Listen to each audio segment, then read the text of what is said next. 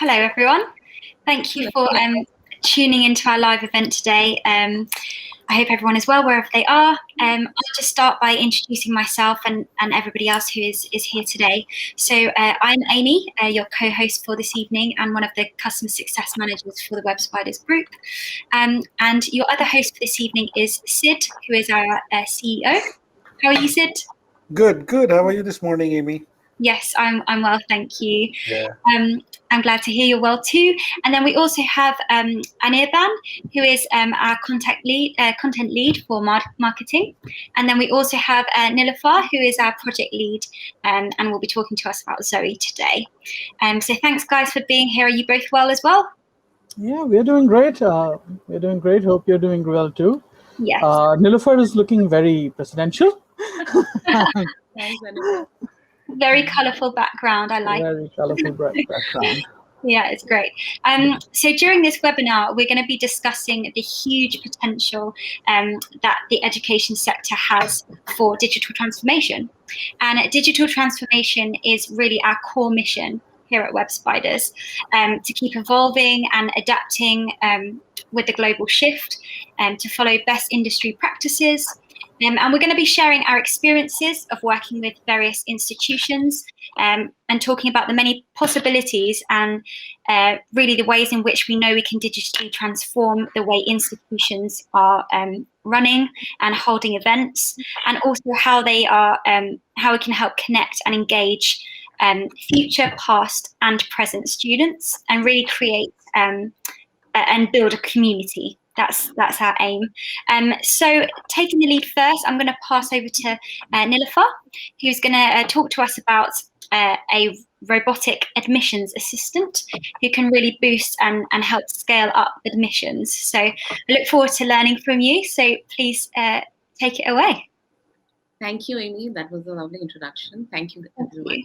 And yes, let us begin. So let me share my screen first.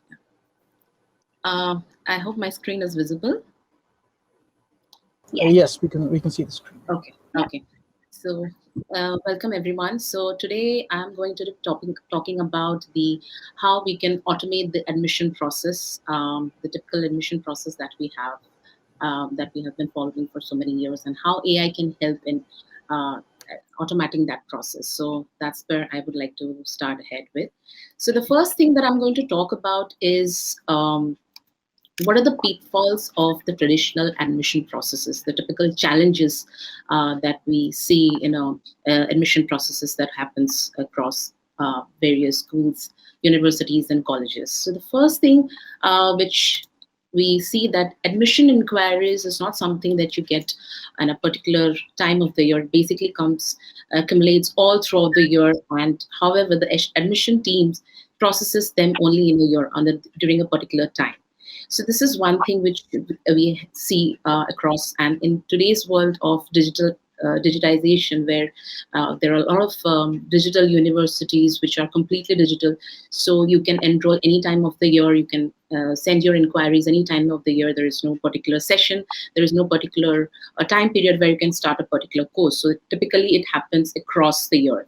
So the second thing which we see is institution may assign additional staff to admission teams during the high volume period, but it's difficult to retain the strength throughout the year. So this is another challenge the admission team might face. And the third point is, in today's world of digital era, the students expect a new level of service. They expect universities to provide faster and convenient responses, probably on a single click, where they would like to know what are the tuition fees and how can I apply for my scholarship. So they want instant and faster response. Now, with the growing number of applicants and from different nations, our resources are not growing at the same pace, and it's not possible to increase your admission resources based on the growing number of applicants that you're getting across the year. So how a follow-up bot can help universities rise up to the challenge. So I'm going to talk about each and every point how AI-powered follow-up bot can help universities to rise up to this challenge. So the first thing is you can automate and streamline inquiries. So how you can automate the inquiries? The first level of engagement during the admission process, where you would like to send an initial email to the prospective students, where you would like to know whether they are still interested in a program, or you can provide the initial informations, and you can redirect them to the right resources. For example, you can redirect them to the typical FAQ page on your website, or you can forward their queries to the program finder, where they can learn more about the programs that the college is offering. So these are the initial level of engagement which you can automate through Zoe, where you can send out email blast, where you can help them understand what are the offerings the college have and how they can apply for different programs. So this is one challenge which you can automate. And if your default system for managing your prospective student inquiries is email, then of course this will help you to automate this process and streamline it. So like in this example, you can see how a virtual assistant is basically inquiring and trying to understand like whether the student is still interested in this particular program. And if they are, they can start the application immediately, where you can redirect them to the particular page on the website where they can just start applying for the program. The second is, if you have any questions about the particular degree that you're applying to, then you can go into so-and-so page on the website and you can find out more about the degree. So these are the initial mode of communication where you can automate the process without having your admission team to intervene. The next thing is admission process will become more faster and more personalized. Now, what do I mean by that? Now, there are a lot of administrative activities during the admission process where a student is inquiring about like scholarship opportunities, tuition fees, student housing selection, course registration. So like in this example, you can see the student is clearly looking for some funding for scholarship. So these are the initial information where a follow-up bot can definitely help the prospective student to find out the right information, and without having the admission team to intervene and provide these basic common FAQs. So this is one. And second of all, and you can personalize your response. And if by personalizing, I mean if you're like this, for this example, this particular prospective student is talking about he's interested in disabled veterinarian. So based on that, you can provide personalized responses for scholarship and the other offerings the college might have. So this is the second point where the bot can help in providing more faster response. Now, the third thing which is really helping a lot in providing the first point of engagement is having a chatbot to to your initial point of contact. So how it works is, now chatbot can stimulate interactive human conversation, and it can be an ideal point for service for admission. Engaging prospective students across multiple channel like WhatsApp or SMS or even a voice. So the power of chatbot is you can build it once and you can then quickly deploy it to any number of channel. So this is one, and you can provide 24/7 correspondence, and it's a limitless correspondence. And also student can find the common questions can be definitely answered by the chatbot, and the bot can also intelligently transfer, hand off an inquiry to a human persons where it requires a more human or personalized response. So these are the two things where your chatbot can play a key role, where you can just mix this will help, contacting the first interaction.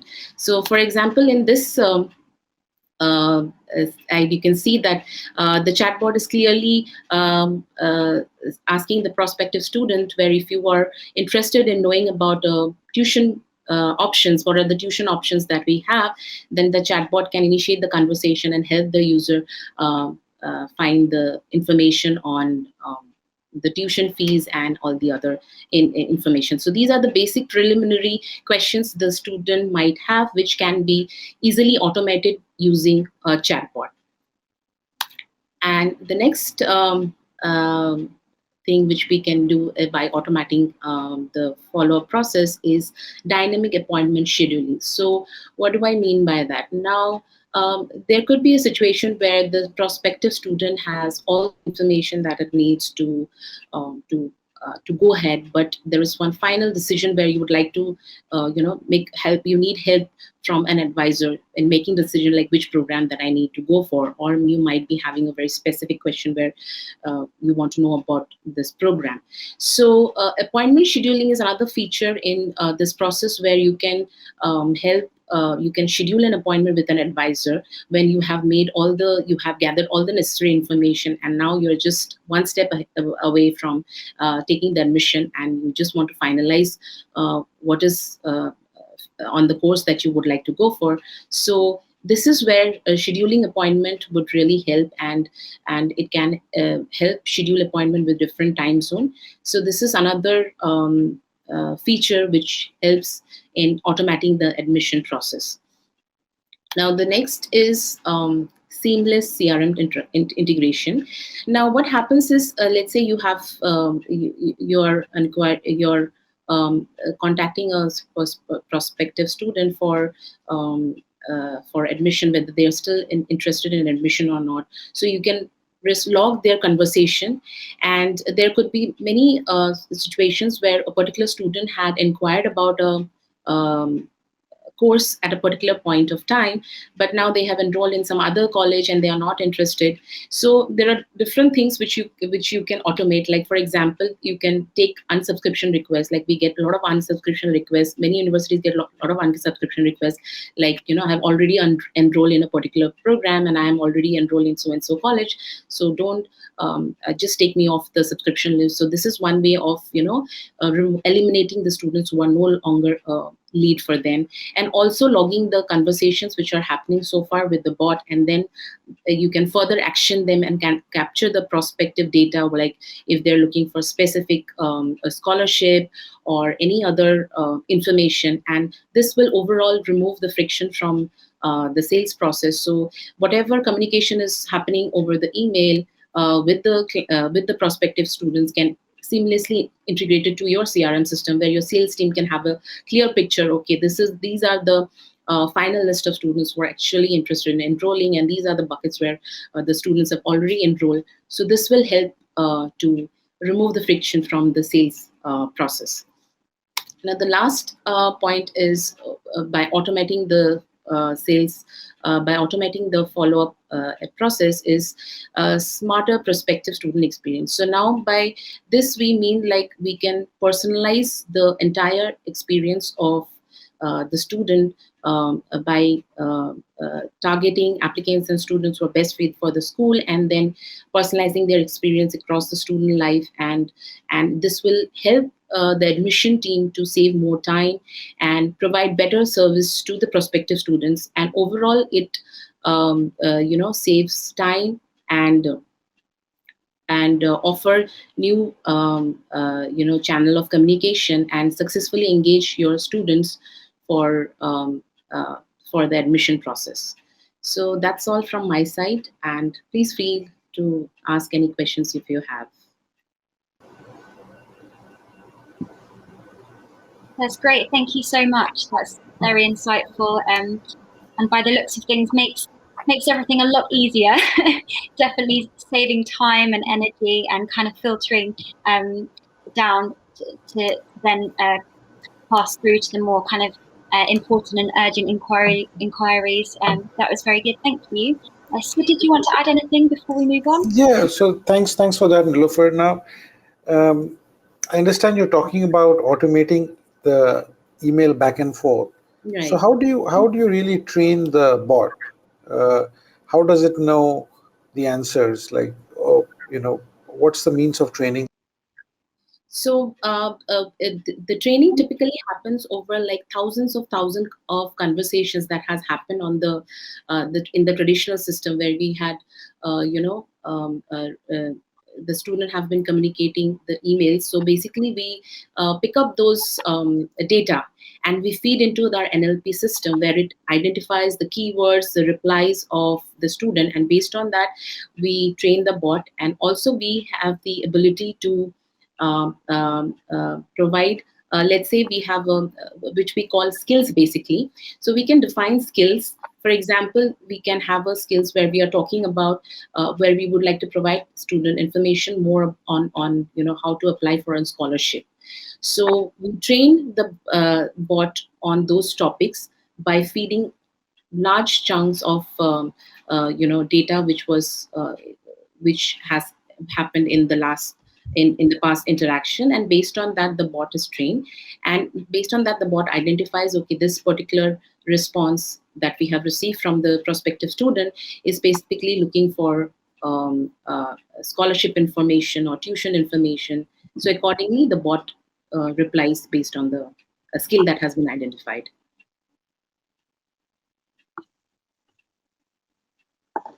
Sid, you're muted. Sorry. So, and the chatbot is usually for the website, or what's the role for the chatbot? So the chatbot is for the website, and also you can have it over other channels as well.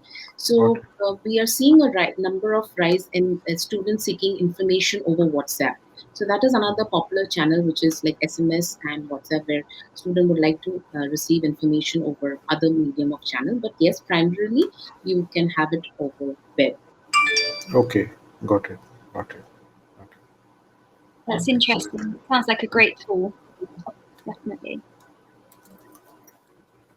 So now, if it's okay, we'll move on to Anirban. If you would like to tell us a bit about how we can use social media and digital marketing, if you're ready to speak the floor. Sure. Thanks for the handover, and thanks, Nilufar. Thanks for your presentation, and thanks for bringing up that question about WhatsApp, and because it kind of leads into my topic as well. It leads into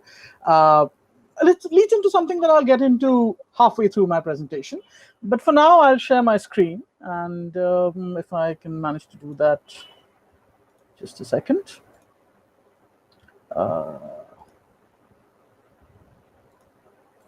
So tell me if my screen is properly shared, and yes, we can see. Thank you. All right, great. So like Amy kind of introduced you, everyone.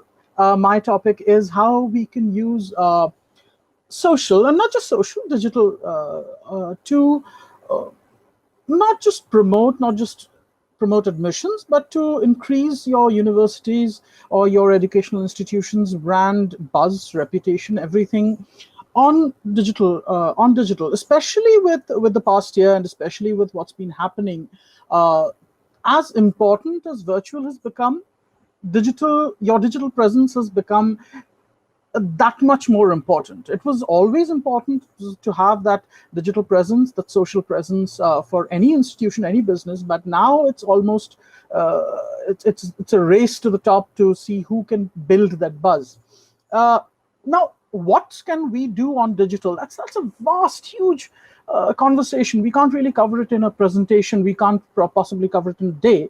But so what I did was, what we decided to do was, since we work with a number of educational institutions, we kind of decided to look at the common questions that we get, not just with our clients, but with our prospects, and see the gaps that they have in their digital policy, in their strategy, and go through those and come up with 6 points that we feel are kind of the missing pieces of the puzzle in a lot of institutions' policy. So I'll move right on to the first point now. I'll go to what I call the crucial platform that almost all institutions, not the biggest ones, but a number of them are missing out on. And it's not Facebook, it's not Twitter, it's not YouTube, it's none of them. It's a little bit of a clickbait, but the platform is your students, your parents, and your teachers. The parents of your students and your teachers. Basically, what I mean to say is that in most cases, especially with mid-level educational institutions, there's this tendency to have a very one-way conversation, one-way traffic. Sure, there are sometimes you'll get the occasional testimonial, but very little of that conversation is two-way. But your students, your parents, the parents and your teachers, they are your biggest evangelists. With most brands, the common wisdom is that every single employee is your social media advisor, your digital evangelist. With educational institutions, it expands to almost everybody who's associated with that institution.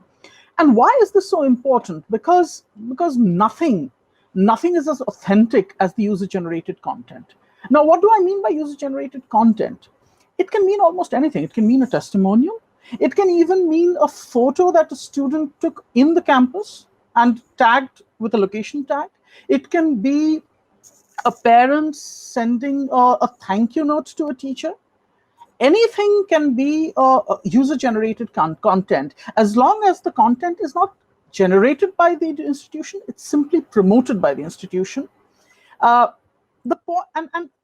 this kind of content should be showcased on social and your web platforms. It shouldn't be limited to just your Facebook posts. You should have a place in your website to showcase this kind of content, which is possibly the biggest trust-building content that you can have. The thing is that if you want to control that content, use some level of branding, use hashtags. So if a student is posting something, try to encourage your students or your teachers, if they're posting something about your school, to include the school hashtag in whatever platform that they're posting it on. It can be Instagram, it can be Twitter, whatever the platform is, it always has space for a hashtag or a branding element, or even just to tag the institution. What you do this way is that you create social ambassadors for you. And having these social ambassadors out and about, even if your institution is a small institution, having 2, 3, 4 social ambassadors, just who have that badge on them that they represent the school, it's a point of pride for them, and it's a point of authenticity for your institution. So yes, technically they probably aren't a platform, but it's a huge base that you can build your own social presence on. And it's something that a lot of, it doesn't require a lot of effort, but a lot of institutions miss out on this untapped potential. But obviously some of it can depend on third party and can depend on the content coming in from outside, but some of the content has to be from the institution itself. And what kind of content does the institution have that really resonates and really makes a point? We believe it's the expertise, the thought leadership, which brings me to my next point: thought leadership. Most institutions, when they are promoting, many of our clients, many of the people we see, when they are promoting, they almost focus exclusively on promoting their courses, what they have to offer. What they don't promote is the knowledge that they have to share. Every institution has on pay multiple experts. These are professors, these are teachers, they're all experts who can create tremendous content, even if it's just small snippets of content that can build the trust that people want to see in an institution. So what can you do? It can be, if you're a small institution, you can simply have blogs. You can have blogs talking about how you can help your child. I'm talking about obviously schools. These can come from the teachers themselves, or you can have webinars. Pace Academy is one of our clients, and with our help, they hosted a series of webinars which were not really salesy. They weren't talking about the offers. They were talking about trends and technologies with the offers tied in. And this is something that resonates with people, because people go in with the expectation that I'll learn something. So this is so important when it comes to the kind of content that an institution needs to produce and push out. Now, what counts as thought leadership? I mean, this is a survey. This was a survey by an organization called SurveyMonkey, which is quite popular. And the survey said what counts as thought leadership. And as you can see, the most important thing there is educational content. And who better to produce educational content than educational institutions? Like I said, every professor is capable of producing content. And by content, I don't always mean that you take half an hour of their time to have a webinar or maybe make them write a blog that takes a couple of hours. You build trust with expert content.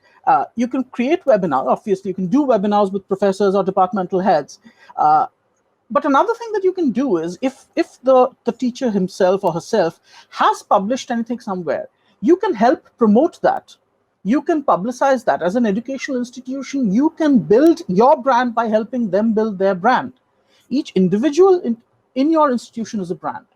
And finally, snackable content is amazing. What is snackable content? It can be something just as simple as a student sitting down with a teacher to ask a question that's been rattling around in his brain, and then putting that 5-minute video up on your own social media. That's amazing content, and that's possibly sometimes better than a 30-minute long webinar, because that's what your audience needs. I mean, perhaps that's more of a Gen Z kind of content, not really a millennial content. And if you're a school, then you should probably target a more millennial audience because they're the parents. But if you're a college or a polytechnic, you should target the Gen Z content, small snackable content. So you should leverage, like I said, like the heading says, leverage the expertise that you already have to create trust, to create authority, to create a voice that people believe in. Now, obviously, that's part of the content that an educational institution can create to build buzz. There is another aspect of your institution. There is another element to the life that you're going to give your students, and that's the culture. That's what are you providing on the campus, whether it's the campus that's there, not meat and potatoes, but rather bricks and mortar, or it can be a virtual campus. There are a number of online universities that have virtual campuses, but even virtual campuses have a culture, which brings me to live from the campus. I'm talking about live video, and live video has become so common that it's almost a cliche now. But how many universities, again, I'm not including the top tier ones, how many universities and educational institutions are really doing live video? Not too many. They may be posting a video after an event has happened, and we've seen a number of our clients come in thinking that what's really the difference between a video and a live video? Ultimately, it's up there anyway. The difference is the sense of urgency that it creates. You may have seen such headlines everywhere. Live streaming is the way. Video, I mean, maybe 5 years ago, you'd see this kind of thing about video content. But now it's all about live streaming content. You see institutions like this having virtual open days. These are live video contents. These are not just video contents. You can just record a video of an open day and leave it there. But the reason why there is a live content element to it is because live creates a sense of real urgency. You have a day, you have an open day where you tell people who really want to see what your campus culture is like, come in, join us on that day. Let's talk, let's discuss. Remember, you're talking to a generation that's growing up on Twitch, not YouTube. YouTube was our generation, last generation. You're talking to the Twitch generation, the Discord generation. Here, the live video is so important, and live video is so much cheaper, so much affordable to do. All you have to do is hand somebody a camera and have that person go around the campus talking to people at any event you have, at any important day, on open day, and talk to the people, talk to the kids. Sure, you can have some level of guidelines, but then this less scripted, more authentic nature of live video brings the whole authenticity of that institution alive. It's, as I said, it's cheaper. There's less investment there, less pressure there. If you mess up, there is less to be worried about, because everybody expects live to mess up. I mean, if this webinar was a pre-recorded webinar, you would probably really feel bad if somebody's mic got cut off. You'd be like, I mean, if you're watching it later. But if it happened right now, you brush it off. It's okay. It happens. It's live. So that's the point. You're talking to Gen Z, and Gen Z needs live. They need that urgency. They're swiping, they're moving from live video to live video to live video. So this is a very important thing that a lot of institutions are missing out on. They're on video. Don't get me wrong. They're on video. You go to any college, university's YouTube page, there's tons and tons and tons of videos. But how many of them are live? So that's it for that point. Now we move to something a little more direct, should we say. Education is not a decision that people take lightly. It's not a decision that people take quickly. It's not like ordering pizza. So you really, in order to boost your admissions, need to follow your prospects where they are. What do I mean by that? You've heard of this term. What I mean is retargeting. Retargeting is a way to follow your prospects who have come in to your website through their entire social and general internet presence. Retargeting, when you retarget your audience, it means that you're speaking through your ads, through your posts, to an audience who already knows you, who's already familiar with you. In marketing terms, they're already in the funnel. But when you're in the funnel, that doesn't mean you have converted. So that's when that precarious time comes in. You can't afford to let them forget you. Retargeting boosts ad responses by 400%. It does, and it's not just statistics. It's something we have seen. People notice retargeting ads. This is an era where most people actually just tune out banner ads. But if it's a banner ad of something to a website that I've been to before, in a couple of hours ago, a couple of days ago, I'm going to notice that. I'm going to think, oh, I went there. UFC Berkeley, yeah, I was at their website. Now they're telling me what they have. Whatever college, whatever university, retargeting ads are something that you really need to focus on to directly improve your admission rates. The point of retargeting is not to let them forget.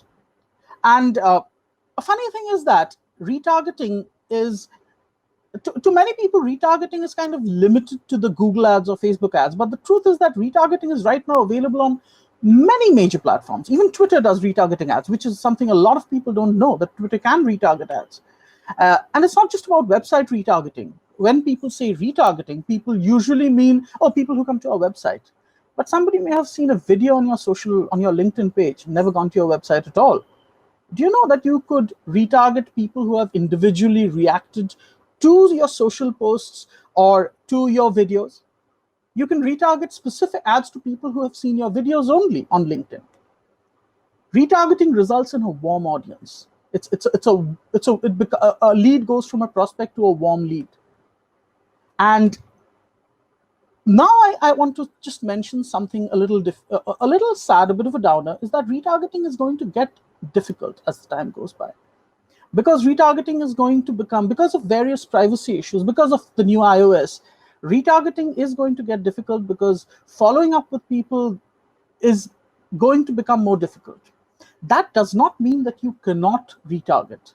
That means that your audience, your selection, the way you process your audience has to be fine-tuned in a way so that you can reach your audience still. If you want to talk to us, we can certainly do it. We've been preparing for retargeting. We've been preparing for this for a long time now. But this is just sort of an alert, a warning to those who are thinking of continuing their retargeting. Remember, it's going to get tougher, but it's not going to become impossible. Moving on to my next point is to talk about your other customer service channel. What is your customer service channel? It's usually when we talk about digital customer service channels, it's your website. what a lot of institutions, what a lot of businesses forget is that social is your other customer service channel. It's not just your promotional channel. When we work for our clients, we make sure that we respond to our audience on time.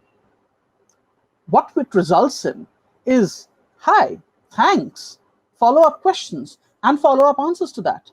And people are happy. What it means is that people say, thank you for the update, really appreciate it. Nobody says that is this if they're not happy. They're really happy. So it's about, this causes an instant flush of happiness, which really is important when it comes to social, when it comes to digital, when it comes to just attracting an audience. Why am I bringing this up is because it's not just about time, although the heading is TikTok.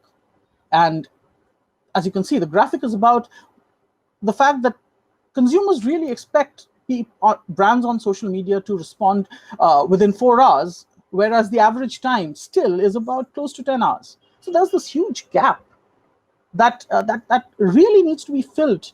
And if you can fill it, if you can respond in that time on social media, you stand out. But one thing I would like to add is that it's not just about the time, it's also about the accuracy. Far too many brands, what they do is they may respond to you within 4 hours, but what they might say is, why don't you check out our website? Or why don't you send us a mail and we'll get back to you on that? And that does not make people happy. Think of it, I mean, we constantly call it the customer journey. And if you think about it like a journey, if you asked for directions to someone and you were pointed to another guy who was going to give you the directions, it wouldn't make you happy, right? So it doesn't make the customer happy. Treat social media as your customer service channel. So when we talk to our clients, we always, when we are talking to prospects, we always say that we would like to take over we would like to manage your customer conversations as well. And when sometimes our brands say, oh, we don't need people to have conversations, you can just direct them to our website. And we always say, no, we shouldn't do that, because that impacts the social experience as well. Because ultimately people are hearing it on social media that, oh, you can go somewhere else. That's not what they want to hear on Facebook. The online audience is an impatient audience. They will not wait. They will not care. They'll go to your competitors. Whereas the prompt responses, accurate responses, it'll make them feel special. Again, a happy lead is a warm lead. As I have been trying to point out, it's all about making your audience happy. There's no secret. That's the key. It's about making your audience happy. And finally, this is my 6th point, is that other than the prospects, we constantly talk about people who we want in our institution, the audience we want to attract. What about people who have already left? If you treat them right, they are your biggest fan base. They are your cheerleaders. They are the ones who have memories about your play, about your institution. Now, yes, a lot of organizations, a lot of institutions, they have dedicated channels for their alumni.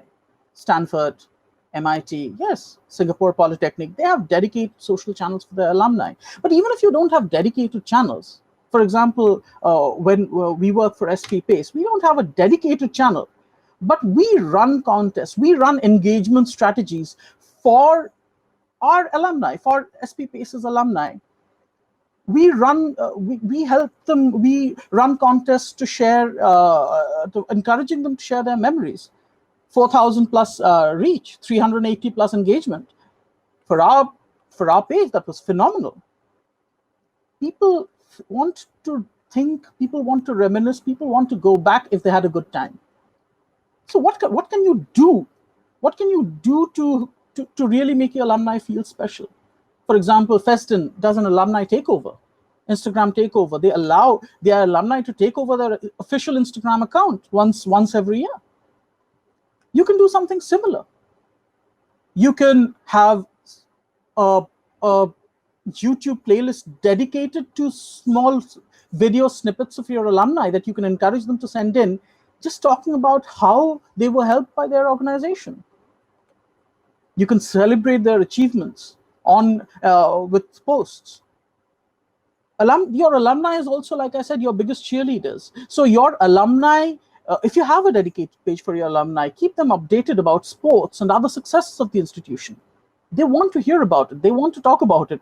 They want to talk. They want to crow about it to the institution that was their rivals. They may be friends now, but they were like really huge rivals 10 years ago, and they want to talk about that. Yeah, my school beat your school. Engage. Invite successful alumni. Virtual allows you to do that. Tell them to send in ask them to send in a video. Ask them to send in, be a part of an event. Ask them to give a small 10-minute presentation about their success. Engage your alumni. They'll thank you, and they'll go out and they'll talk about you. And most importantly, they'll participate. They'll participate in crowdfunding set up by your students. They'll participate in fundraisers. They'll spread the word. And they'll help you create the kind of buzz that you won't believe. So that's it. I've been talking a lot, but that's it from my side. We work with a number of educational institutions on content, on social. Some of our clients are right here. So if anybody has any questions in the panel or from as part of as the attendees, I'd love to hear from you. Thank you, Anirban. That was really interesting. There's lots of interesting points there, and really, really great ideas to boost engagement and make sure that you're seen and remembered. And yeah, that was really, really interesting. Thank you. Thank you. Thanks, Amy. So, Sid, would you like to take it from here and talk about a virtual campus and how to create that? Yeah, absolutely. Thanks, Amy. And just to check, you can see my Chrome tab? Yes, we can. Thank Okay, great. Excellent. So thanks, everybody, for coming this morning, and Nilufar and Anirban for the first two sessions. So this is the third and final session. And what we're going to talk about, what's happened with the emergence of this strange year called 2020, is that every company, every educational institute is trying to become a digital campus. And we've done this for so many customers over the last 1 year. So we take care of the admissions, scaling up admissions, which Nilufar spoke about in terms of the robot. Anirban talked about how you can leverage social. And I'm really going to talk about how do you, are some of the points that we learned while setting up digital campuses. So the first point, of course, hybrid. It's a popular topic, and we are clearly seeing that the habits and behaviors of students have changed. They expect hybrid now, and they expect hybrid going forward. So this is something that I think pure play, digital first universities are already there. Then you have companies who want to become a university themselves. Most large companies have this is lovely because large companies, medium-sized to large companies, by default have dispersed employees and staff where they would like to create that. And traditional universities, who've always had just a brick and mortar, I think initially they were pushed into this model, and now they're accepting it with a lot of enthusiasm. So I'm not going to talk about the whole objective is I have sort of the next 15 minutes, and I'm just going to show you some examples of how you could implement. So the entire idea is to replicate or to give a campus feel, right? So this is like a modern lounge or campus. It can look in several different ways. This is one of the campuses, and as you can see that it's a dynamic lobby. So what it means is that things change in the lobby every day. So if there is a new course, there is a new announcement, it's Christmas time or it's New Year's time, it's a dynamic lobby. And you can even have dynamic lobbies based on different student types. So it need not be the same lobby for everybody, dynamic lobby. So that's one great part.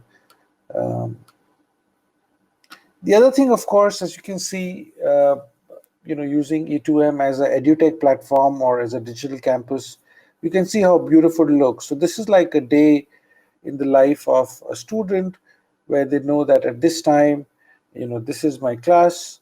And again, you can have an in-person class, you can have online classes, but a clean and neat interface with your own branding. So you can see the ability to brand is so big, like on the top banner, on the background.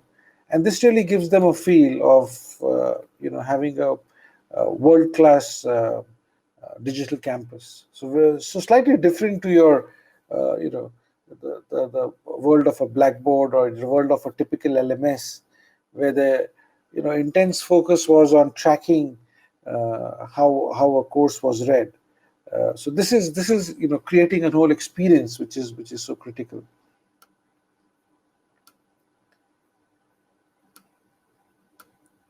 So this is what we're talking about. I think the many pros and cons, but the fact is that hybrid is here to stay, and many times it can be within the same week.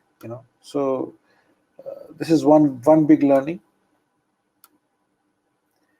The second one, so I'm going to talk about more tactical. So you probably know E2M has a global ISV partnership now with Zoom, so that's great. Now, as you probably know, Zoom has been a favorite for a lot of education institutes, for a lot of training divisions of companies to deliver their training. Now, one of the problems we've received is that we see is that when they have a manual Zoom, it's hard to allocate licenses. You either give one license to each teacher, centralizing the policies, making sure the recordings are in place, making sure, if for example, for different classes, you cannot keep giving out different Zoom IDs, so that's a very sort of a messy way to do it. Now, what happens is that with our ISV partnership, the Zoom, when you set up a class, the Zoom allocation is done in real time. You don't even have to pay for Zoom. It covers in the overall license for E2M. So that's a really useful way. I mean, as I said, this session is not about talking about e-education or talking about why you should have it. I'm trying to make it more tactical so that you can go back with specific benefits and specific examples. So roughly speaking, these are the three ways you can do it. We can have this embedded within a desktop app or within the web or mobile, and it's it gets instantiated when it's an SDK within the desktop. You can even brand it to a certain way, implement policies, but if the provisioning and licensing gets automated, I mean that's really one of the key messages, and it does not cost you anything more than if you went to Zoom directly. So that's the big part. When you get Zoom licenses within E2M, is the same. The Zoom license costs exactly the same as if you were to buy directly from Zoom. And of course, you have the web option. So I mean, this is a web option. You can see a very famous gentleman who was a speaker, using on the E2M platform. So Tony Fauci has become sort of a mini celebrity, but this platform itself is on the web, right? So what you're seeing right now. So we have both options for web and Zoom in situations where web is easier to implement or where Zoom may not be allowed.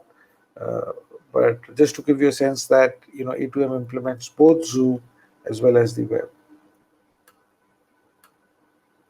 Now, roundtables definitely is something that is defining the way. What really happens here is that when this really gives the opportunity for students and teachers to talk. It gives the opportunity for students to talk to other students. It is really the water cooler, it is the place. And if you see our analytics, they're spending the maximum amount of time in the roundtables, because the roundtables exist not only during the class, they can even exist outside the class hours. So it's probably the most used and the most you know uh, popular application within a digital campus. And again, as I said, you could use it on the web where the limitation is 12 users, but you could also use it on Zoom where the standard is on 300, and it can go up to 1,000 people in a single roundtable. It could be pre-assigned. So, for example, let's say you have certain classes which are mapped to a counselor, which are mapped to a teacher, to a certain student group. So they automatically get assigned, and they're only meant for that group.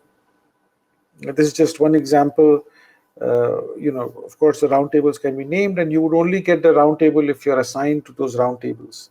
So that's really key here. Just one example of a roundtable in discussion. This was another school that was using us. So you can see this is a great example where the teacher, who can see on the top left, Ms. Baines, is having a counseling or a session directly with the students, and they are discussing in this specific case. I think they were discussing about their options for college after high school. So this is an example of how you would implement a roundtable. This could be a drop-in roundtable, which means it's not scheduled. You just walk in. If it's live, you can speak to, say, the principal, your counselors, your teachers, or it could be a pre-scheduled one as well. So both options exist.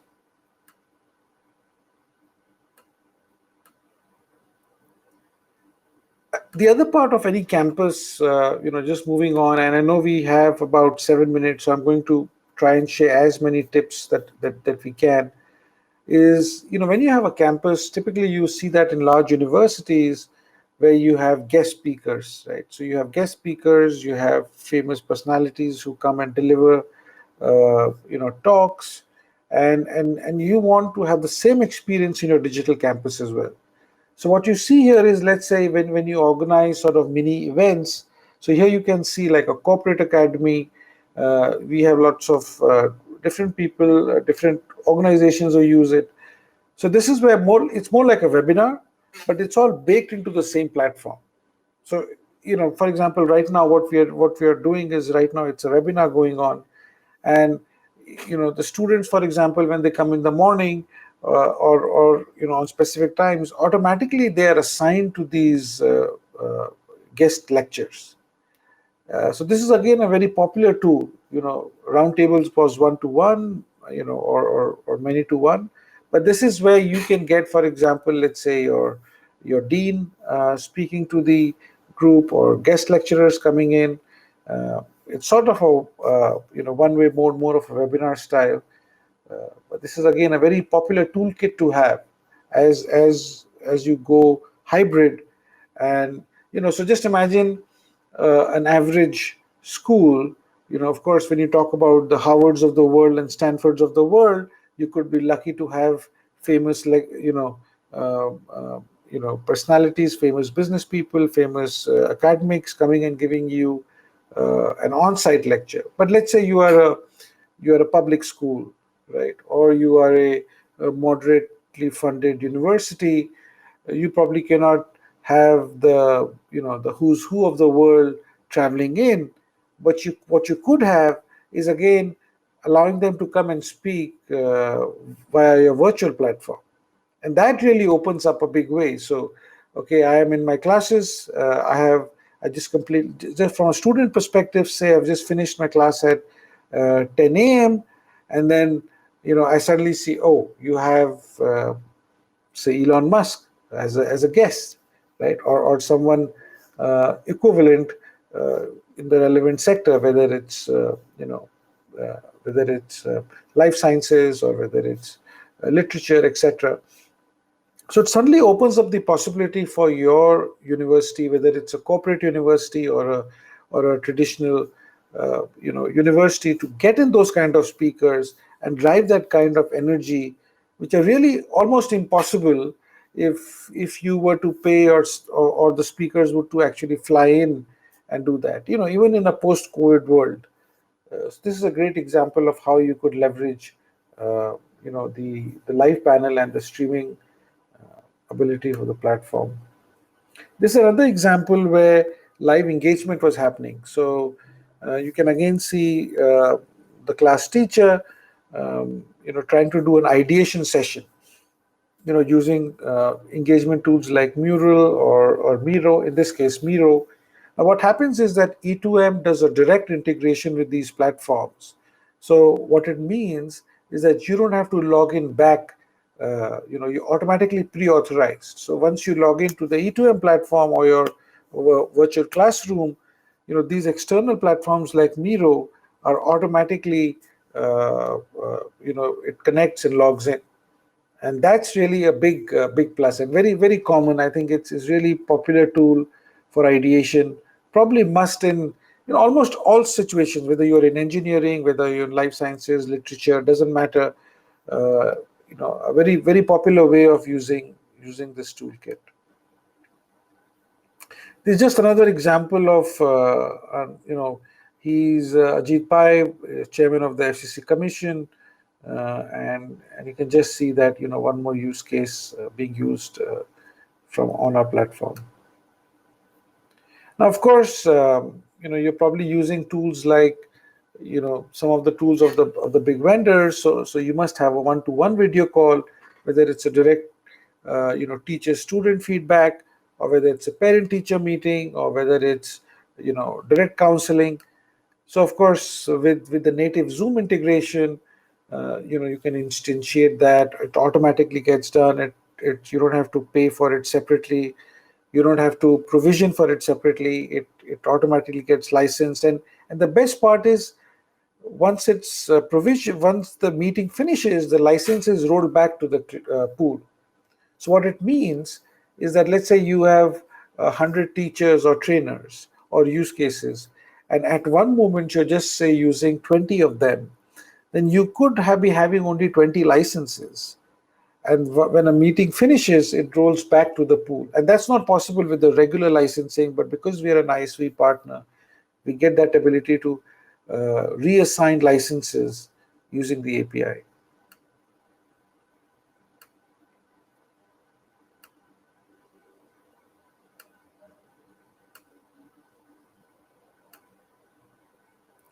This is please schedule one-to-one meetings. So again, as you would, as students would want to set up meetings with the faculty, or they would like to set up meetings with the dean or perhaps the seniors. This is a platform where these one-to-one meetings requests can be sent and booked. Very useful, especially if you're going to have, say, one use case is, of course, say you have a guest lecturer, and before they arrive, usually what happens is, what we see is that they give their keynote, and then they spend another hour in the roundtables, or even meeting on one-to-one meetings. And at that moment, again, they open up to the students or certain section of the students to request for meetings, and so that they get into the right slot and they can do those meetings. So again, this is an example of how you would make your request and then move forward from there. So again, personalized agenda. So every student, it's almost like a typical social media timeline, in the sense that every student would see their own agenda, right, based on the classes they are enrolled in, based on the groups they are in. So they see their online agenda, and they can see it for across the year. So again, this is a great example of how the E2M platform is being used as an edutech platform, across the whole year.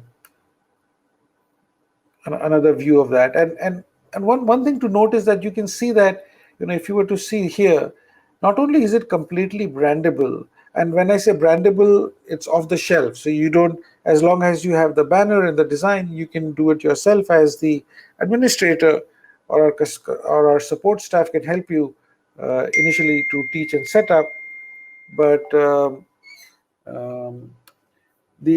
you can see that the look and feel can be changed almost entirely, including the fact that the menu options. So that's really important here.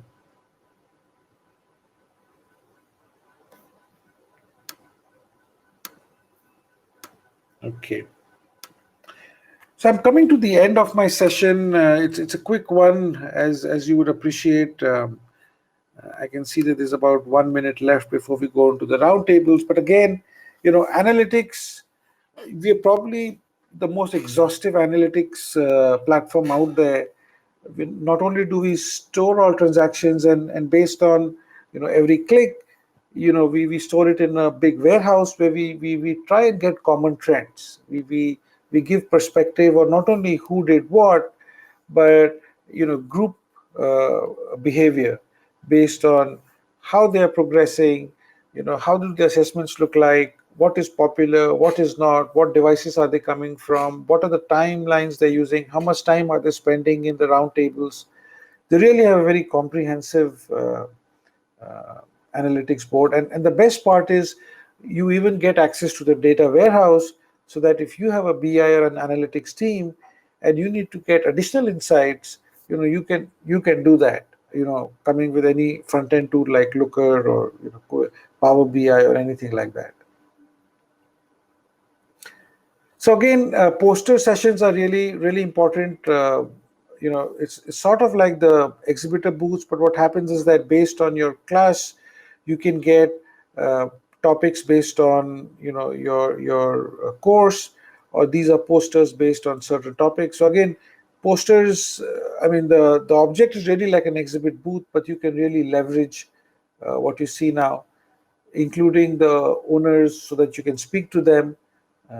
This is an example here. Again, another view of the lobby here. This is another nice view of how the things might look. So let's say if you have a placement season, you have a placement session, these kind of things can be done. Various use cases, from posters to recruitment to thought sessions, etc. So this was another. Actually, this event just ended last week, where it was a 3-week sort of a retreat for the employees. And what you can see is the different strategy halls. So you go into the area of your choice, and then you speak to specialists of those areas. And similar to that, we also have a very powerful resource center. So being an edutech platform, what you want to do is make sure that not only do they have resources in general for the class, but also based on each agenda.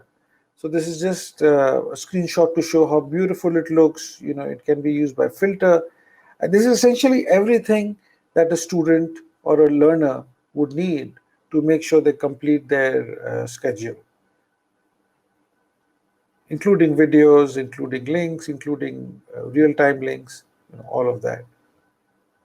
There's another example, and you can see how the filter works, really beautiful, really works nicely there. So with that, this was, I hope, all the people who've logged in today, you found it useful. What we're going to do now is that we are going to end this session and go and join a Zoom meeting. So it'll also give you a perspective of how the transition happens, how Zoom integrates seamlessly, and then help and potentially answer any of your questions over there. So thanks again for being here, and we'll do not go away. You will see the pop-up coming up for the roundtable. Please meet us there. Thank you. Thanks very much.